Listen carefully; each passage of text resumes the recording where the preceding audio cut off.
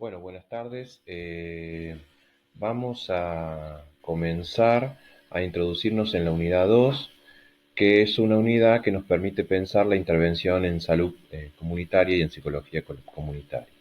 Para eso vamos a tomar un autor argentino que vivió muchos años en Ecuador y vamos a tomar un texto de él que se llama Autodiagnóstico Comunitario e Institucional. El autor se llama Daniel Prieto Castillo. Y este texto él lo pensó fundamentalmente para las organizaciones sociales de base, pensando en su autodeterminación, ¿sí? Entonces vamos a partir con Daniel Prieto Castillo de la premisa central que él plantea, que es que quien no conoce la situación en que vive difícilmente puede actuar sobre ella. Otras premisas que el autor plantea, sí, son el control de la información es sinónimo del control de poder de decisión. La democratización pasa necesariamente por el conocimiento de la propia situación. Y la democratización significa una distribución igualitaria del poder de decisión. ¿Sí? Entonces, conocer la propia situación se trata de avanzar en una toma de conciencia de aquellos elementos que obstaculizan el desarrollo individual y grupal. Esto implica un aprendizaje colectivo en la comunidad basado en el intercambio de experiencias, en la apropiación de la memoria histórica, o sea, la memoria de la propia comunidad. Para la realización del autodiagnóstico es necesario que se consoliden ciertas formas organizadas de trabajo, ¿sí? Por ejemplo, el autor comienza, antes de introducirse a estas formas organizadas de trabajo, a hacer una caracterización de la organización social, ¿sí? Eh, en relación a la organización social, él habla de la democratización de las relaciones y de la importancia de la misma, ¿sí? Entonces, cuando él habla de la democratización de las relaciones, habla que son democráticas las relaciones entre seres humanos que permiten que todos se expresen libremente. Son democráticas las relaciones entre seres humanos que incluyen la participación de todos en las decisiones más importantes. Son democráticas las relaciones entre seres humanos que parten del respeto a cada uno, a cada una, que no buscan imponer nada a nadie, sino en todo caso convencer, dialogar, reflexionar para adoptar un determinado tipo de conducta. ¿Sí? Cuando habla de la organización democrática, ¿sí? El autor plantea ciertos propósitos para la misma, que son beneficiar a todos los miembros de la organización, lograr la máxima participación en tanto opiniones como en toma de decisiones, difundir al máximo cada una de las medidas que se van tomando y permitir que todos expresen su punto de vista en las asambleas o en las reuniones menores, ¿sí? El autor plantea diferentes tipos de organizaciones, ¿sí? Existen para él organizaciones transitorias, que son estas organizaciones que se dispersan en la medida que obtienen respuestas, ¿sí? Y estas respuestas van siendo favorables a sus problemas inmediatos, ¿sí? Pero después también existen otro tipo de organizaciones que son las organizaciones permanentes, que trabajan no solo por problemas inmediatos, sino que son las que viven en comunidad y son eh, a las que nosotros y nosotras nos interesa. Las organizaciones autoritarias, todo lo contrario, en donde otros y otras toman decisiones por nosotros y por nosotras, y estas decisiones van configurando un tipo de dominación, que puede ser individual, grupal o una dominación social. Las organizaciones democráticas, en cambio, son aquellas en donde el acceso a la información y a la toma de decisiones está garantizada, ¿sí? Entonces, cuando hablamos de autodeterminación comunitaria, ¿sí? Con Daniel Prieto Castillo, hablamos de que las comunidades pueden tomar determinaciones dirigidas solo hacia su propio beneficio y no hacia el de unos pocos o pocas. La única manera de vivir una vida democrática es hacernos dueños de las decisiones fundamentales de nuestra existencia. Para el autor, la comunicación tiene un rol fundamental en la democratización de las relaciones, ¿sí? Porque él plantea que a mayor democratización, mayor comunicación. Lo importante es comunicarnos para comprender más a fondo qué nos pasa y por qué nos pasa, ¿sí? Él establece una relación muy estrecha entre comunicación y poder, ¿sí? Quienes poseen mayores recursos comunicacionales logran más prestigio social y tienen un mayor poder dentro de los grupos en que se desenvuelven. Por ejemplo, en tiempos antiguos los sacerdotes guardaban los secretos de la religión y ejercían poder a través de ellos, ¿sí? Otro ejemplo que podemos citar es cuando apareció la escritura. Quienes sabían manejarla manejaban a la vez los asuntos de una ciudad o de un país. Otro ejemplo de comunicación y poder es cuando surgieron los grandes medios de comunicación, pasaron a controlarlos los dueños del poder, ¿sí? Nada más actual. Entonces, ahora, después de hacer esta introducción, vamos a hablar de diagnóstico, ¿sí? Cuando hablamos de diagnóstico, nos referimos a una labor conjunta realizada entre los integrantes de una comunidad.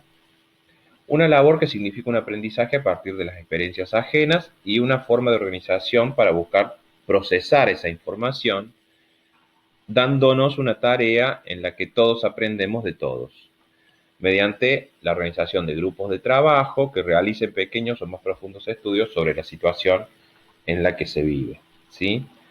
Se trata, en el diagnóstico, de un trabajo lento, destinado a posibilitar un avance seguro de una organización popular. Este conocimiento de la propia realidad para poder actuar es lo que denominamos, con el autor, diagnóstico. Las características del diagnóstico, por ejemplo, en medicina. ¿Qué es un diagnóstico en medicina?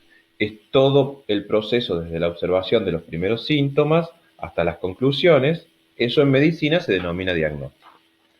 ¿Pero qué es un diagnóstico social? Bueno, para Daniel Prieto Castillo, un diagnóstico social aparece como necesario cuando son manifiestos los males de una comunidad. Es posible que la gente considere como innecesario un diagnóstico porque estime que ciertos males son inevitables. Eso remite al concepto de fatalismo que veíamos en la psicología de la liberación. Muchas veces se padece algo y no se le da importancia o no se visibiliza, ¿sí? La importancia que tiene el diagnóstico es que permite saber sobre qué se está actuando y prever qué pasará si uno toma tal o cual decisión, ¿sí? Ahora, hay diferentes tipos de diagnósticos, ¿sí? Están los diagnósticos pasivos, ¿sí? Que el diagnóstico pasivo implica un dejarse estudiar, permitir que alguien nos tome como objeto de análisis, y entonces todo se hace desde afuera de nosotros, o sea, alguien recoge datos que nos pertenecen, los evalúa y saca conclusiones sin nuestra participación. En los diagnósticos sociales pasivos, uno proporciona datos cuyos resultados quedan en manos de quienes vinieron a obtenerlos. Nunca sabemos para qué son y a dónde van a parar, ¿sí? Un diagnóstico autoritario es aquel diagnóstico que restringe el poder de decisión de la comunidad y permite concentrar el poder en quienes reciben y procesan los datos, ¿sí? Ahora pasemos a los diagnósticos participativos. La gente misma selecciona los problemas, reconoce su situación, se organiza para buscar datos, analiza estos últimos datos, saca conclusiones, ejerce en todo momento su poder de decisión. O sea, está al tanto de lo que hacen los demás, ofrece su esfuerzo y su experiencia para llevar adelante una labor en común, ¿sí? El autor establece una relación muy importante entre diagnóstico y educación. El diagnóstico participativo, al poner conocimientos al alcance de todos, al pedir a la gente que ofrezca su apoyo y su experiencia, constituye un riquísimo proceso de aprendizaje. A mayor participación, mayor educación. Y a menor educación, menor posibilidad de ejercer la autodeterminación comunitaria, de tener algún poder social de decisión, ¿sí? ¿Cuál es el sentido del diagnóstico que plantea el autor? El sentido del diagnóstico es que es un esfuerzo sistemático, coordinado y que se realiza a partir de una determinada organización popular, con la mayor participación de la población en la decisión de los temas básicos a investigar, ¿sí? En la manera de investigarlos y en el uso de los resultados de la investigación, ¿sí? El sentido de un diagnóstico es más amplio que la simple adquisición de información. Lo importante es el aprendizaje de la propia realidad, el conocimiento de las causas fundamentales de los problemas, el planeamiento de acciones a partir de un análisis a fondo de lo que nos pasa. Pero lo importante también es el relacionarnos, el compartir esfuerzo, el enriquecernos mutuamente con el saber y las experiencias que atesora toda una comunidad. En tanto aprendizaje colectivo, en tanto cohesionador de la organización, en tanto conocimiento de la propia realidad, el diagnóstico permite aclarar no solo los problemas más inmediatos, sino también la manera en que se vienen llevando en una comunidad las relaciones sociales. El diagnóstico se inscribe en una labor de redistribución del poder dentro de una comunidad, y esto supone siempre una revisión de las relaciones sociales vigentes, ¿sí? Ahora, dentro de los diagnósticos participativos encontramos el autodiagnóstico comunitario. Un autodiagnóstico comunitario consiste en el conocimiento que sobre un tema o problema desarrolla la propia población, a través de actividades organizadas y mediante el aprovechamiento del saber de las experiencias de cada uno y cada una de los participantes, ¿sí?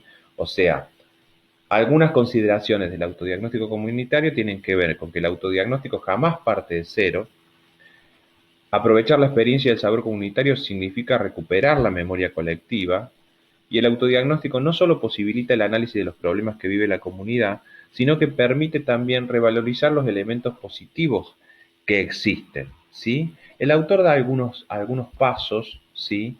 En el proceso diagnóstico. Esto no quiere decir que siempre este proceso se dé de esta manera, pero vale la aclaración de que en un proceso de autodiagnóstico comunitario es importante la identificación del problema o tema, ¿sí? El análisis del problema o tema, la jerarquización de estos problemas y temas, la información que poseemos hay que tener en cuenta, ¿sí? Y la información que necesitamos, ¿sí? La organización de la comunidad para la obtención de esa información que necesitamos, ¿sí? Después hay que reunir esa información, hay que procesar la información, ¿sí? Que significa agruparla por temas y de reflexionar sobre esa información. Después hay que elaborar documentos y hay que distribuir la información. En la distribución de la información es muy importante que hagamos un diagnóstico comunicacional en términos de conocer las formas más comunes de comunicación de la comunidad, para hacer una comunicación accesible a todos y a todas. Y después está la recepción de puntos de vista sobre la información, o sea, el retorno, lo que nos devuelve la comunidad sobre esta información, y la elaboración de los documentos finales, para después proyectar a futuro, ¿sí? Lo que anticipa esta información, ¿sí? Y planificar los pasos a seguir para el tratamiento del problema o tema, ¿sí? Concluyendo, los sectores populares tienen todo el derecho de apropiarse de metodologías de trabajo que les faciliten sus actividades. Y el autodiagnóstico abre el paso a la apropiación de esas metodologías, sin dejar de lado la riqueza del aporte de la comunidad a través de sus experiencias y de sus conocimientos, ¿sí? Bueno, hemos visto, ¿sí? Este texto que para mí es maravilloso, que se llama Autodiagnóstico Comunitario e Institucional, del cual nosotros hemos tomado la parte de autodiagnóstico comunitario. Espero que les haya servido, digamos, esta introducción al autodiagnóstico comunitario, y nos vemos en la próxima clase. Buenas tardes.